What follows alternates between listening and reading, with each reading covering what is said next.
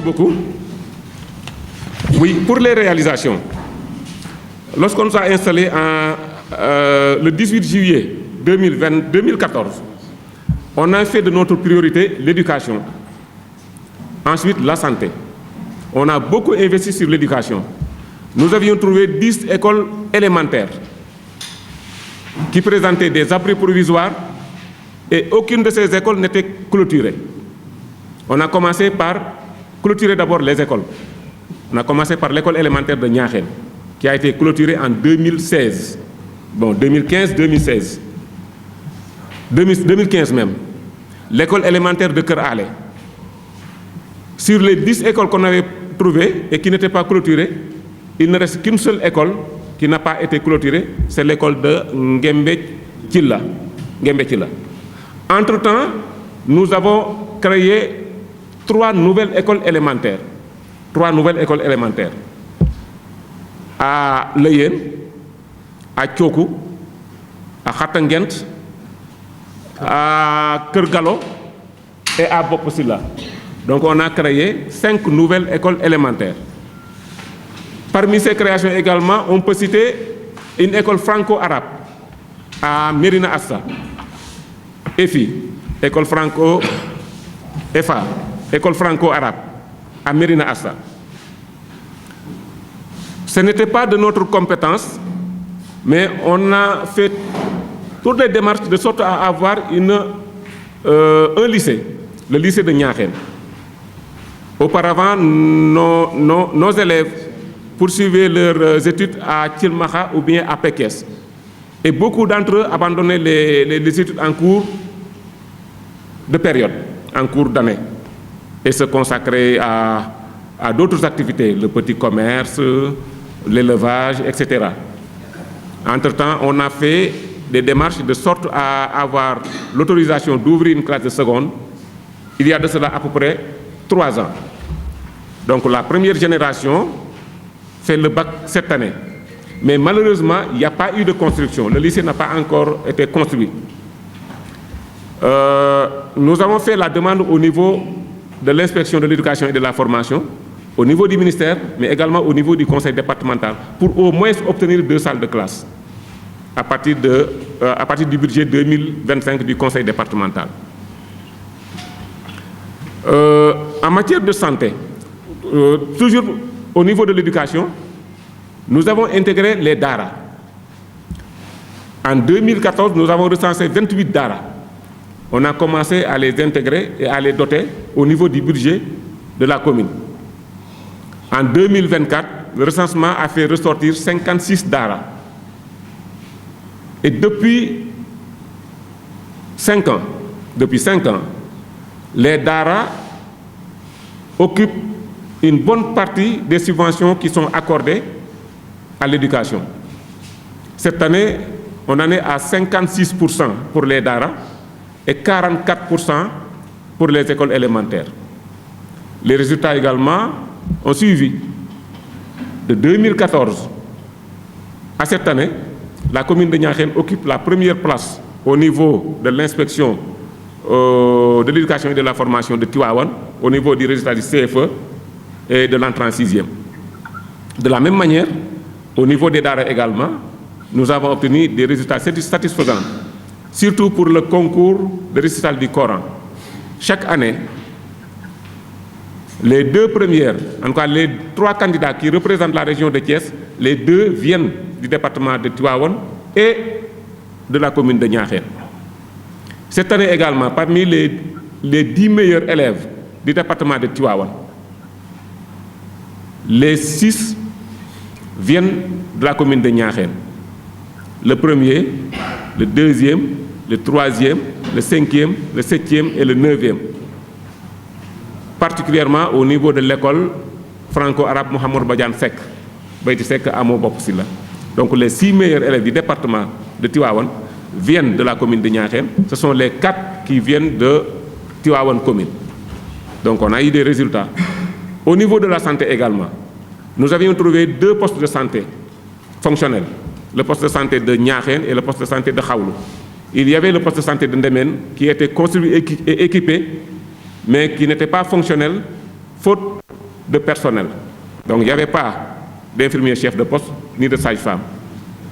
Nous avons pris l'engagement d'ouvrir ce poste en 2015 en prenant entièrement la rémunération.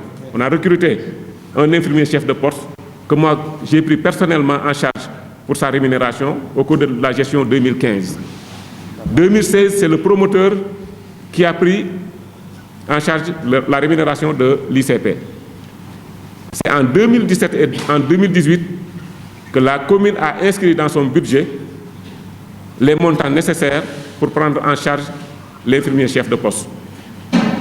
Et entre-temps, il a démissionné. On a cherché un autre ICP pris en charge par le partenaire jusqu'à l'année dernière.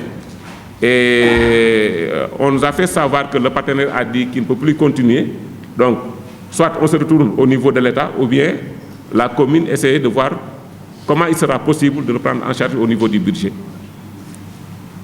Pour le reste, c'est le développement socio-économique. On a commencé par les périmètres maraîchers, la construction de mini-forages, surtout au niveau de Ngewar Ndiaye, avec la délibération de 5 hectares. L'équipement de ces 5 hectares, la construction du mini-forage. Cette opération va être démultipliée au niveau des villages centres. Pour l'électrification rurale, on a fait toutes les démarches. Sur les 63 villages, nous avions trouvé 6 villages électrifiés, les 10 villages qui étaient sur la route départementale, Ndine Amar, Kër Ale, Santhiou Thiel, Niakhène, Darou Niakhène et Bopoussila.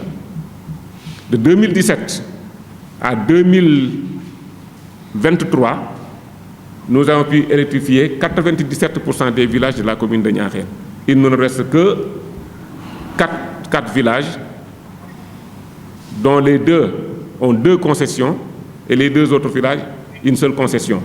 Donc on continue à faire les démarches au niveau des structures, la Sénélec, le PIDC, l'ASER et tout autre service qui pourra nous aider à électrifier ces villages-là. Oui.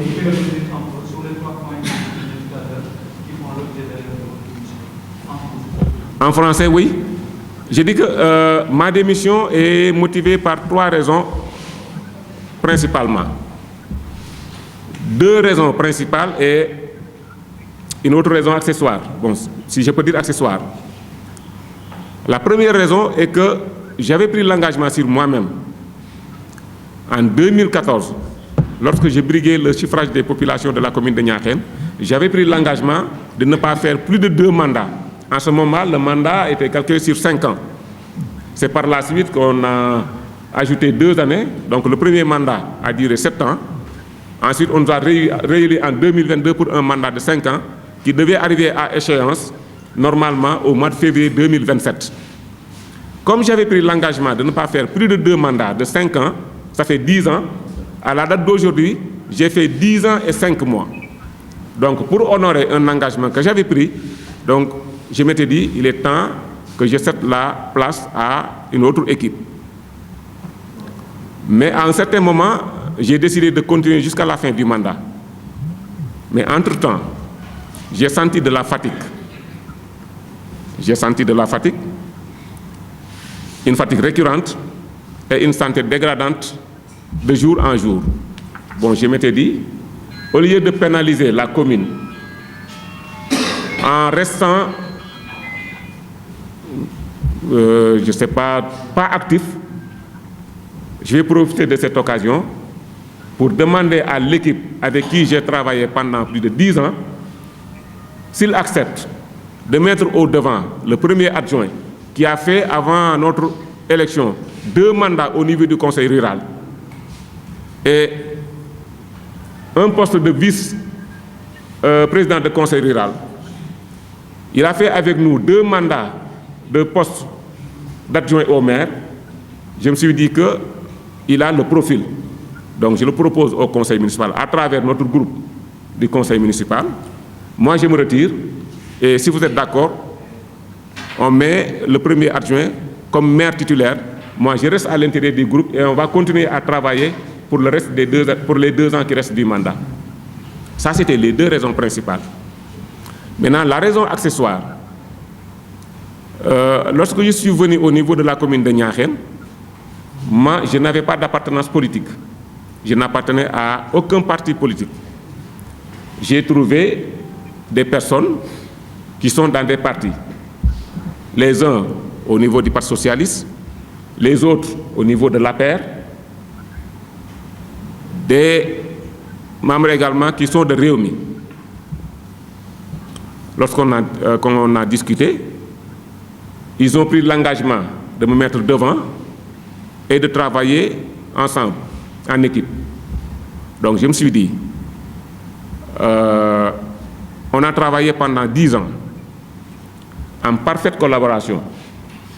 Ils ont bien joué leur rôle. On a quelqu'un qui a de l'expérience, qui connaît la gestion municipale, qui s'y connaît avant notre arrivée au niveau de la commune. Donc pour rendre la pièce de la monnaie, comme on dit, je propose l'équipe avec qui j'ai travaillé pendant plus de 10 ans, de les mettre en avant pour qu'il ait plus d'expérience dans la gestion des affaires de la commune, mais également à travers les rencontres et les déplacements au niveau de la commune et au niveau national, ils auront acquis de l'expérience qui leur permettra en 2027, s'ils veulent continuer à mener leurs activités politiques, ils auront à gagner au niveau de la gestion municipale, mais également au niveau des relations qu'ils ont pu tisser entre-temps au cours de ces deux dernières années de mandat. Et ils auront à gagner de l'expérience qui leur permettra de continuer leurs activités politiques.